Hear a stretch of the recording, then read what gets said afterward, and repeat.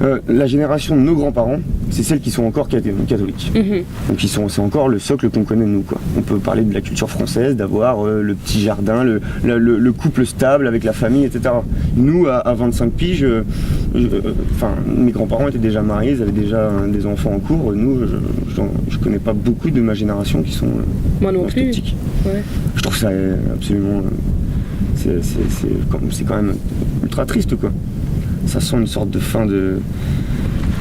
Enfin, c'est très mal parti. On fait plus d'enfants, on se met plus en couple, on est individualiste. Voilà, je pense que on vit la grande apostasie en France, en fait. Ouais. Voilà. On est dans la période d'apostasie la plus complète et c'est ça qui précipite aussi les troubles dans lesquels on est aujourd'hui, quoi.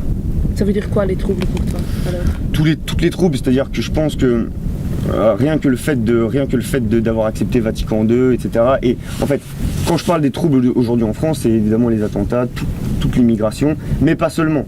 Ça, c'est vraiment, on va dire, la partie immergée de l'iceberg. Le reste, c'est toute la finance, la mondialisation, la destruction de nos campagnes, de nos bocages, ce qu'on a appelé la révolution verte. Avant, on avait tous des petits bocages avec un petit terroir différent, c'est-à-dire que Albert, il faisait ses patates sur la colline parce qu'on savait que c'était un terrain super pour les patates, et puis les patates de Jean-Michel à 1 kilomètre à côté, elles n'avaient pas le même goût. Super local. Voilà. Et c'est tout ça, les gens en avaient conscience, quoi. Maintenant, on a détruit tout ça pour que ce soit un paysan qui est en dépression, qui est dans son tracteur, son énorme machine à balancer du pesticide, pour s'occuper de 50 hectares. Donc en plus, il y a une désertification du coup des campagnes.